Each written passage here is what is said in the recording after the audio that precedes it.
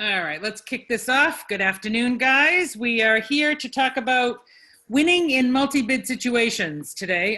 As you guys have seen and know, most of you that are out in the market, that it's still a crazy market.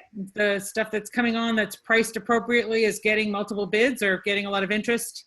And so just wanted to talk about strategies, different things to keep in mind, and have some of you guys chime in also to some of the things that you're seeing in the market, but just some ideas to make sure you're positioning the buyers in the best possible position to get that accepted offer, so that they really have everything lined up and they're ready to go and in again a better position to win in that multi-bid situation. So sound like a good plan for the day today?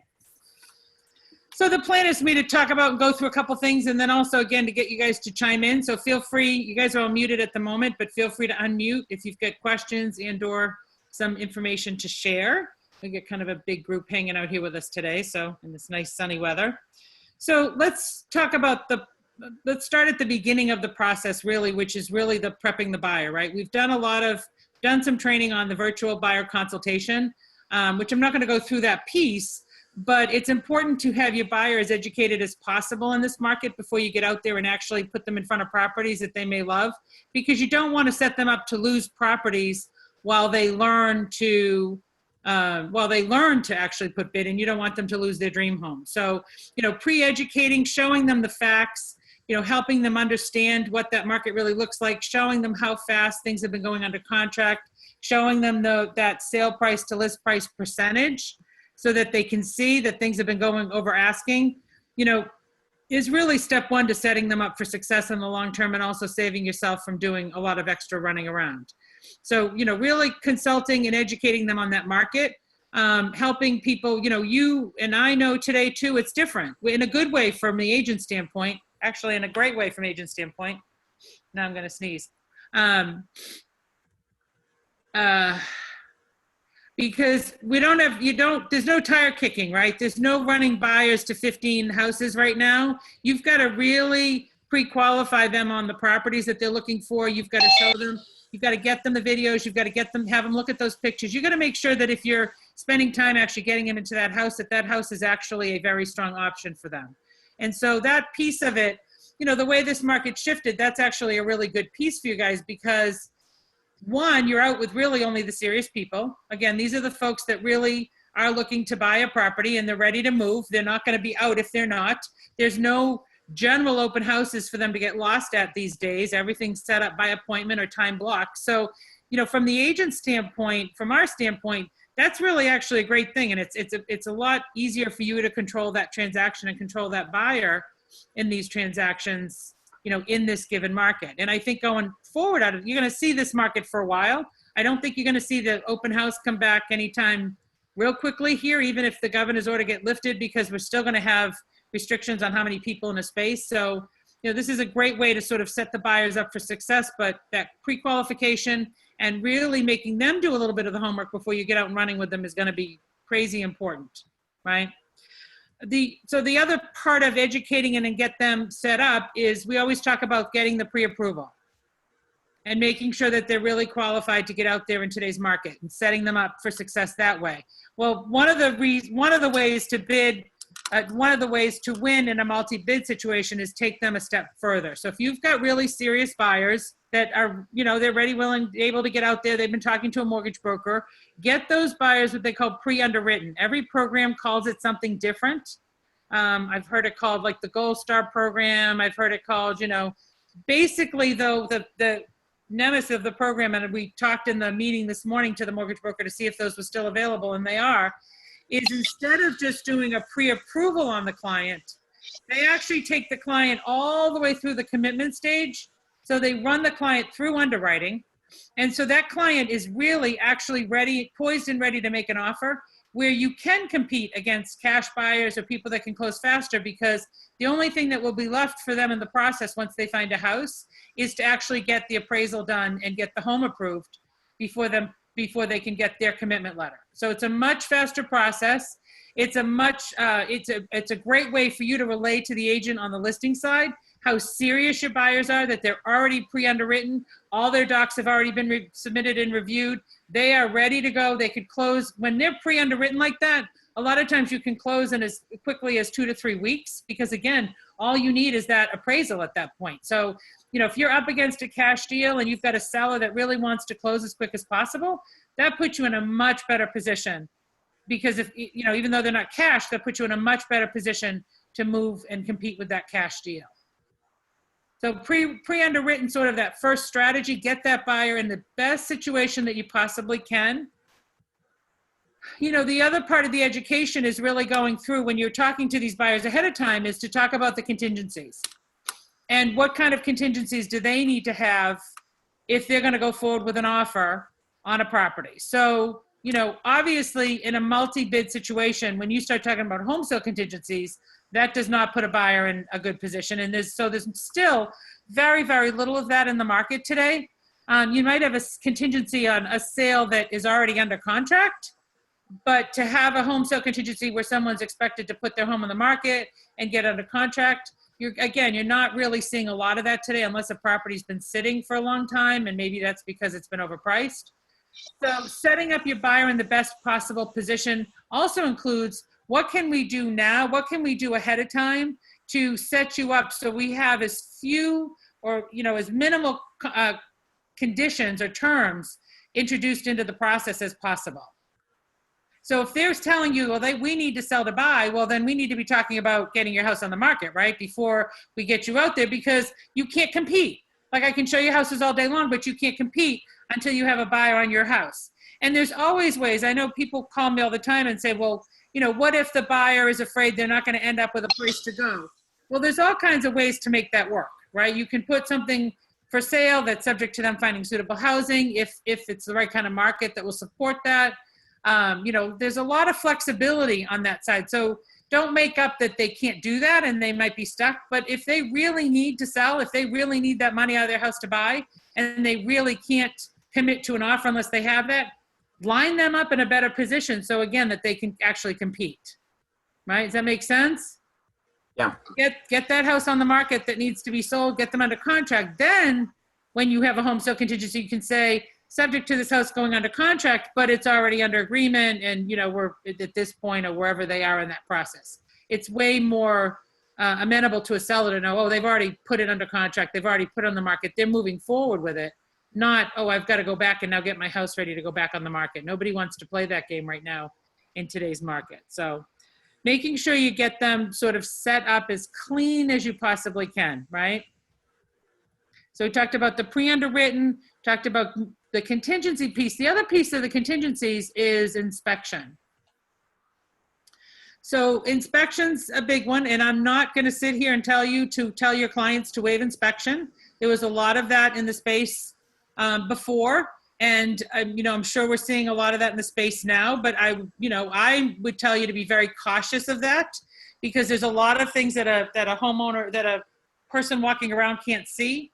I know of just one, I often have said to folks, I think we're setting up for a lot of stuff, lawsuits coming down the line. There was one there was a deal that went through where someone did not waive the inspection, even though they were trying to be pushed to waive the inspection. And it was ultimately $40,000 worth of chimney damage that you couldn't see.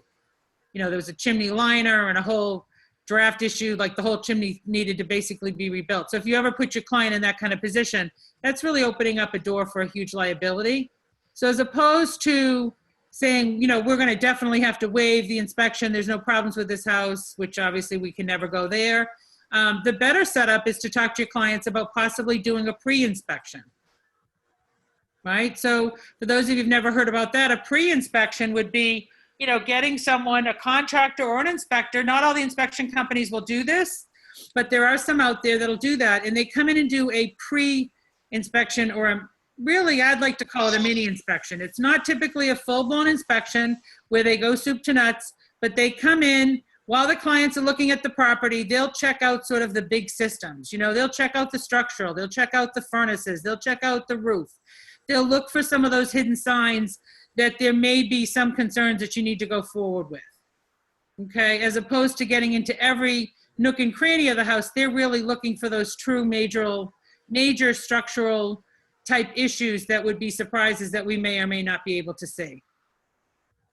Okay, now if you're going to be doing that, Make sure you clear that with the listing agent. It's, again, a little bit easier right now. A lot of those were being done in home inspections or around open houses, before. Now that you don't have open houses, you might just say to the agent, look, I know you're doing showings in block, would like just a little bit bigger block because my clients are actually very interested in this property and would like to conduct a pre-inspection while we're there. So that hopefully if they are interested and go forward, we can do that without an inspection contingency. I've got a question with that. Yeah. Does it tie in with the full inspection? And so if you do a pre-inspection, then does the home inspector come in the second part and say, you know, I've already looked at these, and so it's not the full fee again? Okay. So let's go back through that. Mackenzie, if you're going to move that much, I'm going to ask you to put your screen off because you're going to make me sick. I'm going to puke in a minute.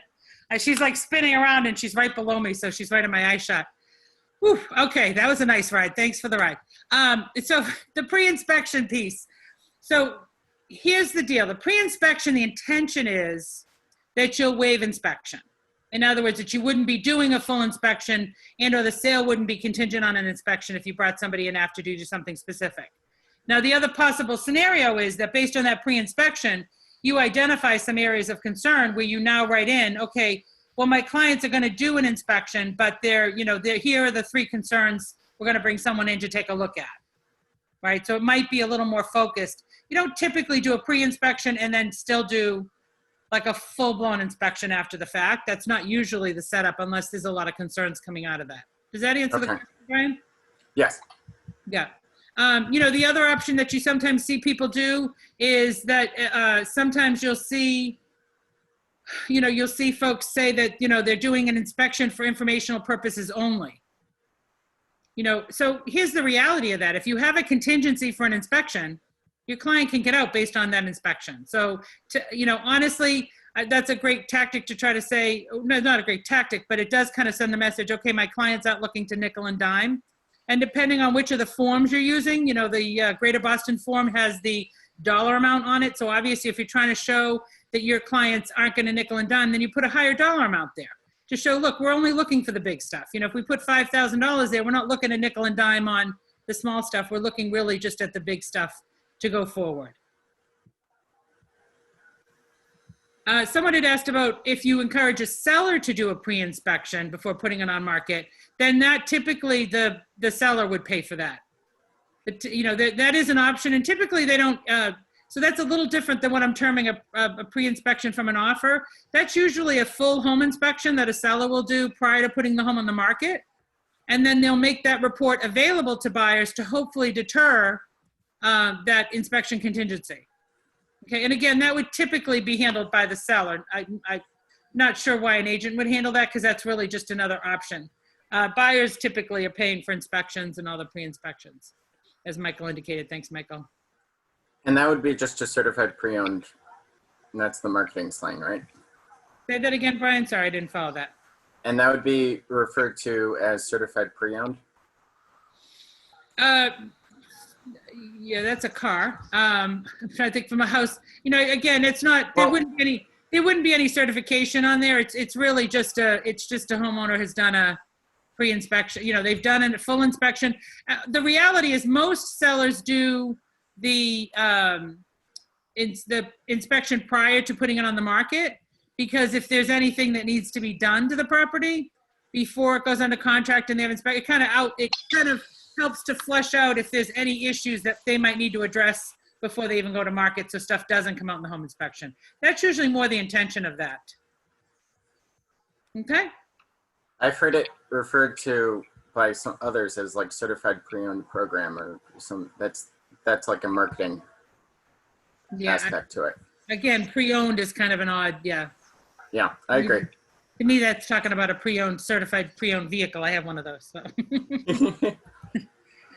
I love using the inspection contingency, the capping inspection on the Boston form. And even when I'm using the MAR forms, if I'm working a different one, I'll write it in there that say, buyer waives the right to request credits or repairs for items at inspection totaling under blank, Yeah. 5,000, 2,500 if people aren't comfortable doing that. Even $1,000 on them means something, because it Right. tells you that you're not going to walk through and go, oh, this doorknob's all loose. Can you have that fixed? And this grate needs to be replaced. And like, that's at least some peace of mind for people that you're not going to get nickeled and dimed. I've had clients put 10,000 on them. Right.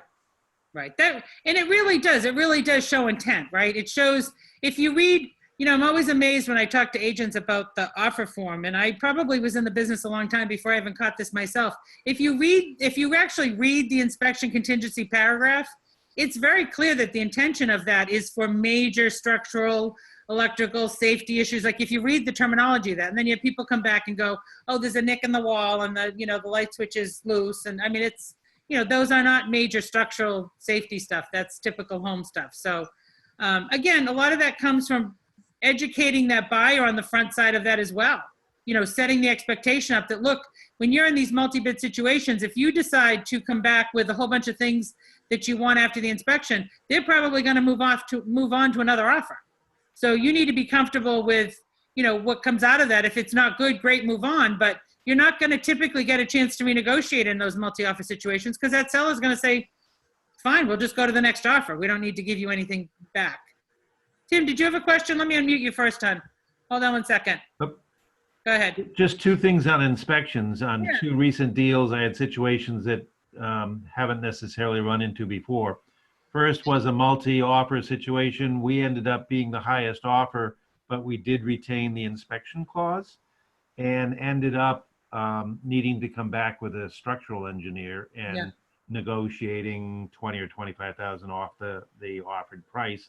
And they were willing to stay with my buyer because he was that deep into it and still wanted it, knowing what he knew after the second inspection. Yeah, and that's going to come up. That's going to come up with the next buyer anyway, right? So, Yep. yep. And then the other was, we had a situation where my people had lost several transactions because they didn't bid high enough. Well, we finally got to the point where they were the only offer on the table on this particular house. And one of the things that they did was to offer an inspection for informational purposes only. Mm-hmm. We did the inspection and discovered that although the roof was relatively new, the flashing around the chimney had separated so that there was leaking coming down the chimney down into the basement. And they simply asked for the right to fix that before they took possession of the property, because they were concerned about the rainy weather that we've been having. Yep. And the seller agreed to that. The way the attorneys ended up handling was, the buyer picked out who the roofer was going to do the fix, the seller paid for it, and the buyer are reimbursing them at closing. Yeah. So again, that sounds like good setup with your buyers, Tim, that you educated them on the expectations of what they should and shouldn't be doing to try to keep those transactions moving forward, right? Right. Yep. Yeah. And again, keep in mind, I mean, and I've always said to people, if your buyers can go up a little bit more, but then keep those contingencies in, if they've got a really good, strong offer and they're not, they're not looking for a lot of pieces of that, writing that home inspection in isn't a big deterrent, because as long as that number's big enough for somebody to say, well, you know what, that's still worth another 10,000 to go through an inspection with these folks than it is to just go with the other people. Unless they're hiding things, that shouldn't really be a problem for most houses. So Yeah. The other thing from a negotiating point of view was that these people, in the course of losing several transactions, learned that rather than having a pre-approval at a price point that was higher than the price point they were negotiating, or having that pre-approval was better for them, rather than their fear was if they went in with something that was higher than what they were spending, the seller was going to come back and say, you can spend that, so we'll want to go up. yeah, Instead, what it did, in one instance, they lost out because the other buyer had offered the fact that they could afford a higher mortgage. right. Okay, so what other pieces? I mean, there's a lot of good stuff that comes out of that, right? There's a lot of different possible scenarios, but advising your folks to go in. The other piece to keep in mind in this market, when you're actually putting the offer together, well, I'm going to step back before I go into that. I want to talk about communication, because I want to talk about communication with the other agent and through the transaction. So one of the most valuable tools you can put in your tool belt as a buyer's agent is your charm and personality. Michael knows that all too well, right? Charm and personality will get you so far. I can't tell you as an agent, even for the years that I was out there practicing, and you're in a position where you're helping to advise your sellers, and you've got that one agent or two agents, which I don't understand why still, but they're nasty, they're rude, they're yelling at you on the phone before they even get into the home. They're starting to make rough comments when they show up at the house. Guess what? When they're on the table in a multi-offer situation and the seller's sitting there saying to you, well, how can you advise us on this? What's your interpretation of this? And it comes down to these two offers that are so close, and you've got one agent that's really been so tough to deal with and another one that's been easy and communicating and clear and keeping the deal moving forward. What's the thought? Well, the thought is that person that's been challenging is going to be that way through the entire transaction. And the reality of me getting to the closing table with that person is lower than getting to the table with someone who's actually looking to keep a deal together and is professional and understands the components that go into that. So communication is key. How we communicate, being amenable to things that the listing agent's telling you, asking a lot of questions of that listing agent. The more questions you ask up front, the better armed you can be talking to your buyer and advising your buyer, and the better position you can ultimately put that buyer in. I mean, what do the seller want for a closing date? What's the ideal closing date? What concerns do the seller have about this transaction? What's the most important thing to them? Because again, in today's market, we're seeing situations, and I just had one actually, where one offer came in 10,000 over the other offer, and the lower offer actually got it because they were willing to meet the seller's terms. The seller didn't want to move out right away. They wanted to, and if they closed right away for mortgage purposes, they wanted to be able to rent back, and the other people were amenable to that, and the higher offer didn't have that flexibility. So, it wasn't worth $10,000 to the sellers to be stuck in a situation for 3 months with nowhere to live, because they knew that would ultimately cost them probably more than that, right? So having enough information from the agent can also help you better position that. What's really important to this client? What timing, anything that they might be excluding in the house that you can, be okay with or make your buyer okay with. And I used to always, even after I asked a bunch of questions about the specifics, I used to always ask the listing agent at the end before I wrote the offer, what else can you tell me that will better position my buyers to get this property? Because they love this house. You never know what they're going to say. They might come back and say, hey, look, if it's got a 5 in it, then we're willing to talk. I mean, it's like you might get that little edge up on another agent just because you asked that one more question. Just ask that one more question. And obviously be nice about it. Be accommodating. Ask the agent, what's the best way for me to get you the offer? Put a good package together that's organized and in one file so it's not a mess when they're dealing with multiple offers. Amen. And in the order that people want to read them as a listing. Yes. Like offer to purchase, contingencies, any sort of addendums that are going on there. And you can leave all that crap down the bottom that nobody wants to see, because it goes a long way, Paul. And I always, when I'm sending them over, say things like, I would love to get this deal done as quickly as possible and with as little drama as possible. Let's make this work for both of our clients. Really try to, that relationship between listing agent and buyer's agent is huge. We took the lowest offer on the table out of multiple offers at my last listing because the agent was so on it and had the $5,000 check in her hand when she came in, handed it to me and said, I'm going to get the offer right over to you with a $5,000 cap in the inspection. And we were like, done. Done, yeah. And the other offers came in $20,000, $30,000 over. Wouldn't have prayed for that anyway, but. Yeah, don't discount the effect that you have on the transaction as the agent. Huge. Way huge, right? I mean, you could kill a deal. There's agents that kill deals, and unfortunately their clients don't know that, but your relationship with that other agent, your ability to be able to pick up that phone, your ability to communicate once the offer's in and be able to call that other agent and say, hey, look, I just want to follow up because my folks really want this house. Is there anything we need to do differently? Right? That anything you can do along those lines is going to just give you that added traction and put your buyer in a much better position. You'll be surprised how many times that pays off. How many times that one phone call, they're like, well, you're not the best offer on the table. It's like, okay, don't do anything. I'll be back to you in 10 minutes. right? And that gives you that one more pass with your clients that might have been a little tricky to convince, and say, look, do you really want to lose this house? Because right now you're not the best offer on the table, according to the agent. Before she presents, do we want to step that game up? Not everybody's being given that chance, right? Not everybody's being given that chance. So asking really good questions, keeping those lines of communication open, being really easy to deal with. What Michael was talking about, organizing that package before you send it over. I know from showing a couple of agents recently in Dotloop, I don't know if you know this, but in Dotloop, you can actually pick up the document and slide it around and move it. So then when you select them and create the PDF out of them, they're actually in the right order. Yep. Right? Little things like that can make a huge difference in just making that agent say, you know what, this is the person we want to work with. I thought that Michael and I talked about that agent that showed up at the property and actually handed him the $5,000 check at the door. Brilliant. Brilliant, because it showed intention, it showed purposefulness. And in reality, even if we sign an offer, until we get that check in hand, we don't have a done deal. She kind of sealed the deal by handing you that check, right? She put herself on the front end of the table by saying, look, we're serious and we're looking to move on this, and here's the check to back it up. And then Right. I made sure to let her know that she wasn't the highest offer on the table so that she wouldn't play games at inspection. Yeah. So we literally got through the inspection and they just said, okay, we're moving forward, and handed me the other check. I was like, okay, I have the purchase and sale check in my hand now.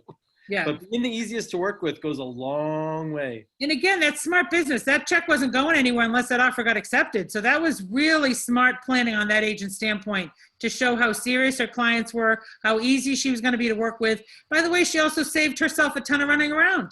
She didn't have to run the check to us. And she handed it to you at the door while her buyer was there. She didn't have to chase it down after the fact, get it to the office. It was in the right hands for when it was needed. And if not, it could get voided. It wasn't the end of the world. And she had her clients write a really nice buyer letter. And my clients, the sellers, it mattered to them. They had a hard time purchasing it because they didn't have a lot of money down. They bought it with a VA loan, 0 down, 3.5 years ago. And they got beat up in the market, right? So then when the buyer letter came in with the family that's been beat up in the market, saying that they had done, 8 or 9 offers and they were about to give up and then they fell in love, it pulled their heartstrings and sealed the deal right there. Buyer's letters work. Yeah. Sometimes. So you're such a good lead-in, Michael. You're such a good leading man. I was going to talk about the letter next, the personalization. We saw a lot of that before, and then that started to kind of go away. Don't discount putting a face to the offer. Yep. Putting a story, putting a face. Now, a couple of words of advice on that. Shouldn't come from the agent. I think that comes from the client. Have your client sit down and compose a letter of why this house is so important to them or what they love about the property, and maybe a little picture into their family or their situation. I know we just won a tough situation in Boston in a multi-bid because, the gentleman has some health challenges and they just really want to make this transition and move before things go downhill for him. And that pulled on the heartstrings of the sellers. There are some folks, I've had sellers in the past selling houses that, they've raised their children in the house and it was really important to them because they were so close to the neighbors that they wanted to put, a family or more kids in the neighborhood. And, so they've taken those letters to heart. Again, not crossing any discrimination lines, but tell the personal story, right? Obviously, we can't be careful of how we're looking at things from that standpoint, but that personal story can go a long way. Why do they love the house? And also, it humanizes the offer because up until that point, all that the seller is looking at is 3 pages of information with different amounts on it, and there's no story or people behind it, and that letter is going to put people behind that offer. So now they have that connection to, well, who are those people? Why do they want this house? Why do they love the house?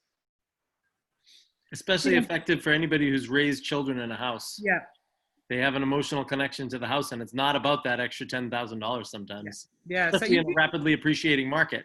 My clients in this case had bought the place for, I think it was $399,500, 2.5, 3 years ago, and they got $475,000.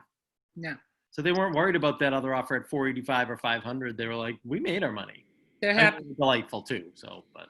Yeah, but again, people don't discount the fact that there is an emotional attachment there, and there are people on the other side. Not all sellers will take that into account, but that could be that added edge that, when there's 5 offers on the table and one wrote a personal letter and the seller takes the time to read that makes a difference.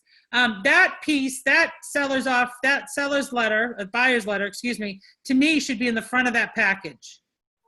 So you put that on the front of the package with the offer behind it. Why? Because you don't want the other agent to drop it out of the package and have them just look at the offer. You want it when they forward that to the seller, which today everything's I mean, we do that anyway, but it's even more so because we have so little opportunity to sit across the table from people.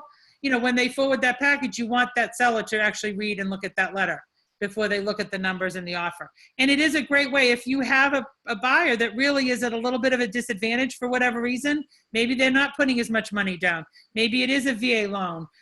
You know, maybe they do, you know, the high mortgage rates. That's usually the one that can be scary. And so honestly, it's so helpful to put that personal story forward to sort of tell people, well, this is, you know, we really love your house, but this is the situation we're in, and, you know, but we're very serious about it. We're not going to play games with this. We're going to make this move forward and happen. Right? Big advantage point. Big advantage point.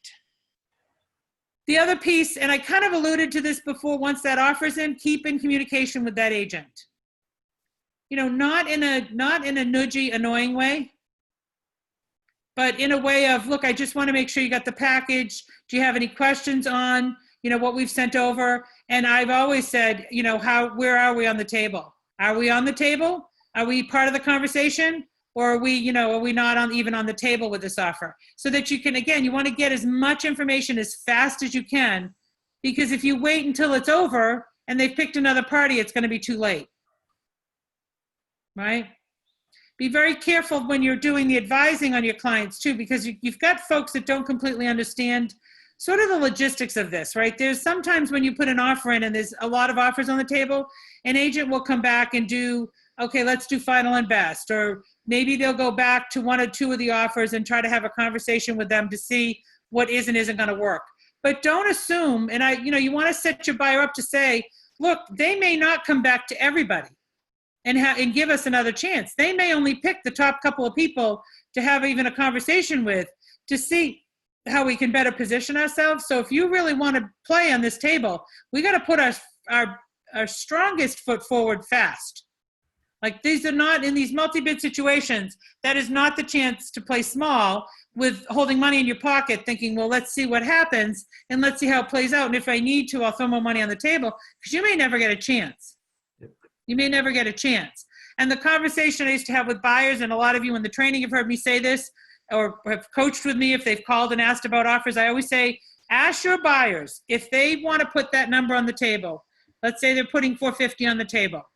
If that house goes for $451 and they lose it, are they going to be okay with that, or are they going to cry over that? And if they're going to cry over that, then they haven't put their best foot forward. So they should put that number on the table where they feel like they put the strongest number on the table, and so that if it goes over that, they're okay with that. They understand, and they didn't want the house at that number, right? And if they're in that position, two things are going to happen for you. One, you've set them up for success, and they made a decision on that number, right? So now you're not at fault. If you tell people, and I always be very careful of this, because I know somebody just put 80,000 over on an offer in a multi-bid and lost 80,000 over. So here's the piece of that. What you want to be very careful of as an agent is telling your client what that number should be, right? That's not your job, because you don't really know. You can advise them on, look, there's 4 offers on the table. This property is going over asking. And they'll say, well, what should we offer? What would you advise? My conversation with them is, look, at what price are you not going to be upset that you lose this house? And they say, well, what's the house worth? Well, obviously the house is worth this. There's 4 people willing to play on the table right now, right? This house was priced competitively to drive more traffic. But so the real question now is, what is this house worth to you? And throw an appraisal clause on there to ease their minds, right? Yeah. Property appraising at or above sale price. Yeah, but be careful. That can be a disadvantage, right, in a multi-bid. So we want to be careful of that too. I get surprisingly little pushback on that, and I push back on it as a listing agent every time. I know, but why is that? Because the reality is really that appraisal is built into the mortgage financing. Right. Now, not necessarily at the full asking price, which is what's typically written into the offer, right? And so if you have a client, let's say you have a client that's going to put 20% down, but they can afford a lot more, and you don't put the appraisal clause in there, and the house doesn't appraise, they probably still can't get a rejection letter. So they really don't have a rejection on a mortgage. They would have to come up with that additional money and move forward or walk away from the transaction. So you do have to be careful of that. You do, people Right, always and if- tell me, oh, that's exactly the same thing. It's not really exactly the same thing, depending on the situation your client's in. And if it's a low money down, I mean, you don't even need that clause anyway because the Yeah. loan's up. It's got to, well, At a any- 5%. yeah, anything really 20% down, right, has to approve for that percentage in order to go into the program that they've been approved for. When you got a client that's like 50% down, now you're talking about a different category, because essentially anything up to the 20% down, it probably doesn't affect their rate or ability to get a mortgage, right? So yeah, that's why I said dependent on the client, you have to be careful, and that is something to take into consideration. That is something to take into consideration. All right, so lots of communications. We're going to keep asking that agent as many questions as we can. We're going to go back and say, is there anything else we can do to make this offer stronger? Is there anything in the terms that your seller might not like or might want improved? Is there anything from the pricing standpoint we can do? We haven't really addressed this yet. Michael talked about that $5,000 check, but it's surprising to me how much attention additional deposits get. And I'm going to explain what I mean by that. So a lot of people put weight on the fact that, oh, these people put $5,000 down with the offer instead of $1,000, and they're putting more down. They're putting 10% down with the P&S.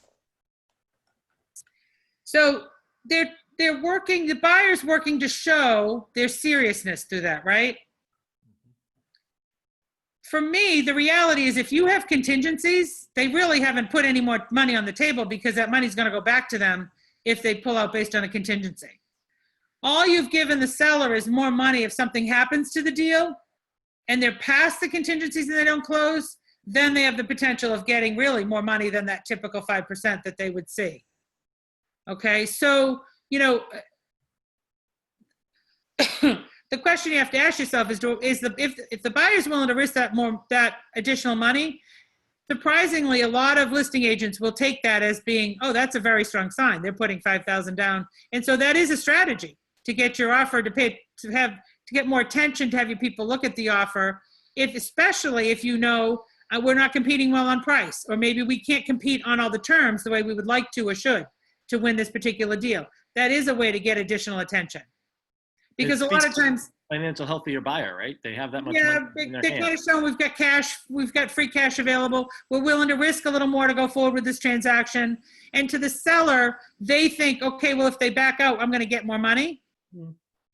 It depends, because most times when they back out, it's based on a contingency, right? But again, if that you can work that to your buyer's favor, then that's a good thing.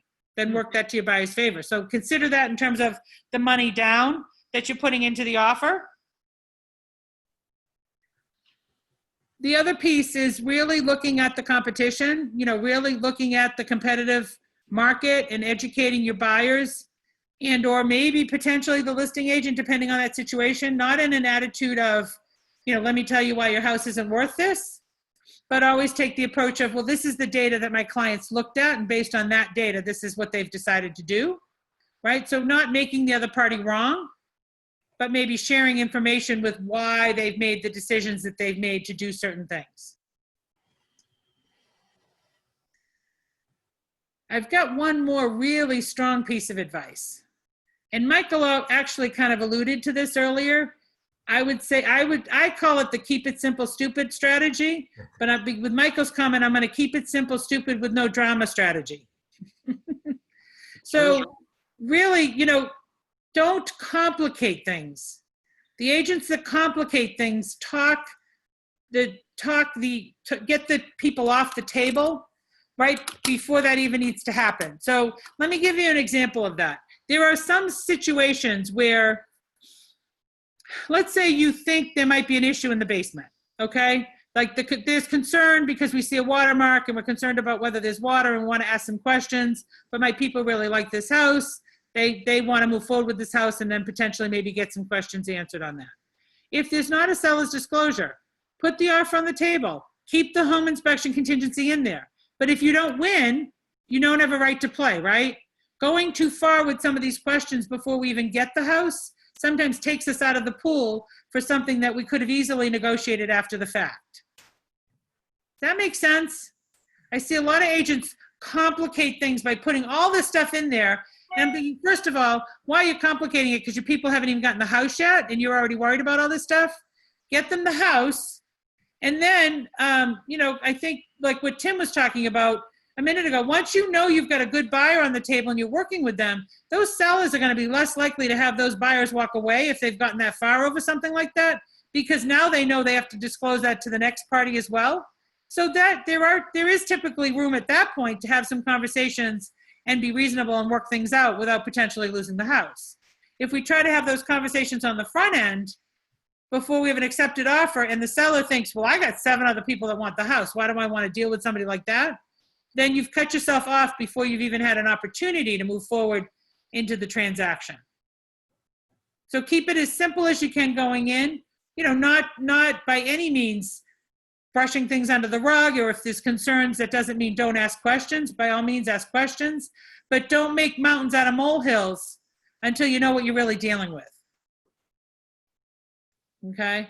I know, it was recently, somebody was telling me a story about how the property had gone, they were concerned because when the buyer looked at the property, they were concerned that there was structural damage or that there was a problem with the foundation. And they started asking all these questions. And of course, the sellers didn't accept their offer. Yep. And long story short, it's, we all know if you've been in enough home inspections, it depends which way the cracks go, right? And so really it wasn't a big deal and the sellers sealed it up so that there wouldn't be any water leakage.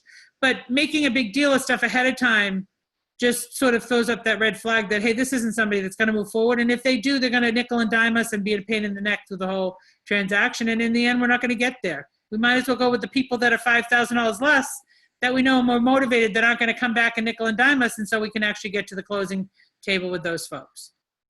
Paul, I think it's a good idea to have that discussion with your buyers when you take them on. And I do have that discussion with people and say, listen, there's a power dynamic that shifts at inspection, okay? So up until inspection, we want to be like happy people. I want you to be really pleasant when you meet these people. I want you to seem like you're the easiest person on earth to work with, even if you're not. Yeah. Those are far away. Then once your offer is accepted, the power is going to shift into our court. Not that we're going to turn into jerks all of a sudden, but then we can come up with all these things. But if you're seeing stuff and that, you might want to talk about, just let that go until we get the offer accepted. Let's focus on the first step, which is getting the offer accepted. Yeah. It's important, right? It is important. I recently put a friend's house under contract, and one of the agents that came with the clients was one of the offers on the table. And, she spent the entire time going, oh, it looks like the window seals are broken. I'm like, we've made that really clear. Like, there's certain things in this house that here's all the good stuff that's been done. And there's a couple projects that haven't been done. And the window seals are one of them. And that was like the first thing she walked in and said, even though we were very clear about that up front. I thought, this is an agent looking for trouble. It's an agent looking for trouble. And that's not smart when you're representing the seller to pull somebody in that formula, because again, you want to get to the closing table, right? This is all about getting to the closing table with those people. So we want the best setup. We want the best communication. We want the best package. And don't discount what that relationship with that other agent can do for you. For those of you that have been in the market for a while and you start to work with people that will get to the closing table because you've worked with them in the past, that starts to give you real leverage in the market. When I was selling a lot in Westford, agents would call me. If I showed the house, they'd call me and say, hey, your people seemed really interested. Before we go forward with this other offer, is there any interest? Because we'd love to work with you, right? I mean, what an advantage to your buyers when you get yourself into that position too. So be that person that communicates, be on the front end, keep it very simple. Look at letters, look at the money on the offer, look at the contingencies in the offer, keep it as clean as you possibly can. Educate those buyers on how to get it as clean as they can, and look at getting them pre-underwritten. Look at lining them up with pre-inspections or getting contractors in to clean things up or get clarification on things ahead of time if need be. But don't create problems where you don't need to create them. That makes sense? Like don't be the drama queen in the process. I mean, that's the worst situation in a transaction, and it's the quickest way to clean up, kill transactions. It really don't need to. Most of the time, the clients don't even feel that way, and things happen like that because the agent gets all turned in a twist of what they think should or shouldn't happen. I've been kicked out of a, well, not kicked, but effectively kicked out of a open house viewing because of that. Because of why? Client didn't like the property and was open about it, and the listing agent was like, okay, fine. Let's not waste time. Let's go. Yeah. So, and you know what, honestly, that's not a good setup. You really, the other piece, and I think a lot of you know this and have heard this before. I'm pulling a Mackenzie. Sorry, I'm dying. His Zoom kills the battery. I got to go back to the plug. Keep in mind when you're showing buyers, tell your buyers, don't say a lot in the house. Like typically, if there's not even another agent there because of COVID, there's probably recording devices in the house, right? There's probably cameras. So be respectful. Don't say a lot. Definitely don't get negative, because then when they put an offer on the table, people are going to be like, why are they offering on this house? They didn't even like it. All they could see was what was wrong with the house. They don't even appreciate our property and all the great things we've done. Nobody wants to work with folks like that. So what other thoughts, comments, other ideas that you guys have that you've seen work? That's a lot of information rolled into one ball there for you.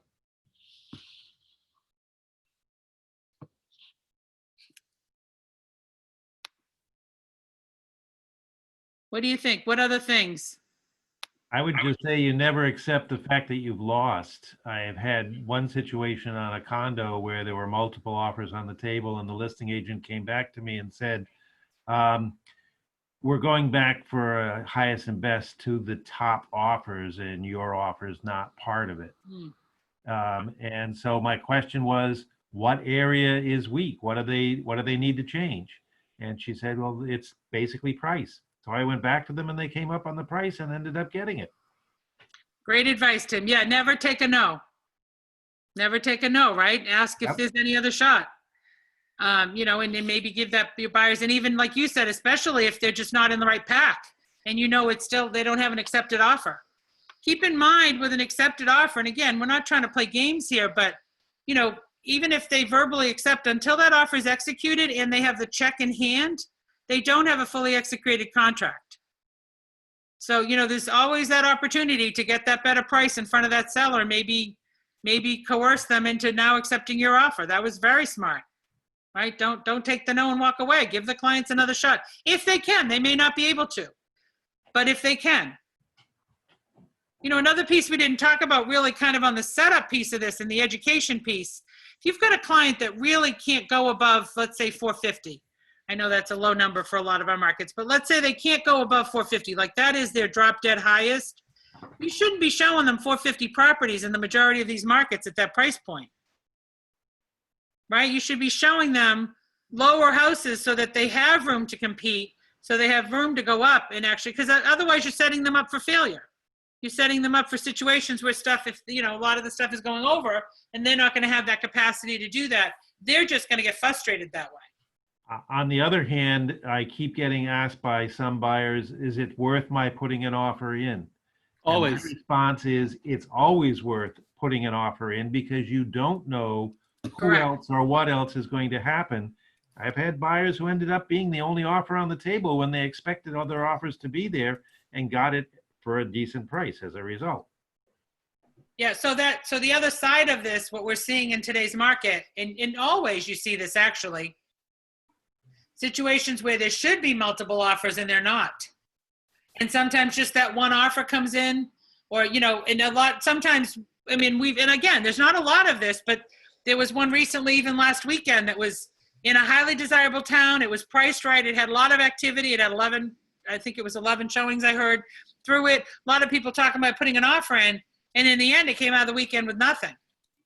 So don't ever discourage your folks from at least getting on the table, even if they don't think, well, yeah, it's going to be multiple offers, it's going to go over, I'm not going to go on the table. You don't know. You don't know the answer to that question, right? And if you don't try, you can't win. Or letting them sleep on it overnight. If they put it in tonight, they're going to get it, but if they put it in tomorrow, they've got competition. Right. Yeah, acting sooner than later in this market's huge. And also get your buyers writing those offers, because it's going to take 5 to 7 usually before they get one in these markets. And I always tell people that. Should I write the offer? I say, yeah, if you want to write it, you might not get it, but guess what? You're going to get into the groove, and the next time you do come up on a property that you like, that you love, you're going to be willing to put that cap on the contingency because you've been beat up. Yeah, Before. yeah, that is a good point. They Getting need them, to lose. getting them used to the process and understand they got to give you the check and what that all looks like is a great way to, and actually with most people's competitive nature too, once they lose, they're not so happy, they're going to step up their game. Yep. Right? Or they start to realize, well, maybe my agent wasn't lying to me. Maybe I really do have to go 20,000 over to get properties in this market. Because sometimes they question what we're telling them. You know, they think, oh, I'm going to overpay for this, right? Yep. But on that other side, balance that. You don't know what's going on with the property. There are some properties where just one offer's coming in or none are coming in when it's expected. So don't be afraid to you know, advise them to get in. At least get in and get on the table and then see what happens. You can't win the game if you don't play. Love that line, right? I love that line. That's a great line.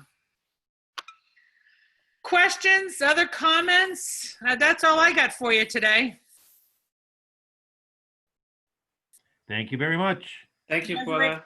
guys are ready to go out there and write lots of buyer deals. There's lots of them going on. We're all doing really well. There's a ton of activity this weekend again. So much going on out there with the buyers. So get out there, have those conversations, line those buyers up. Do not let those buyers wait.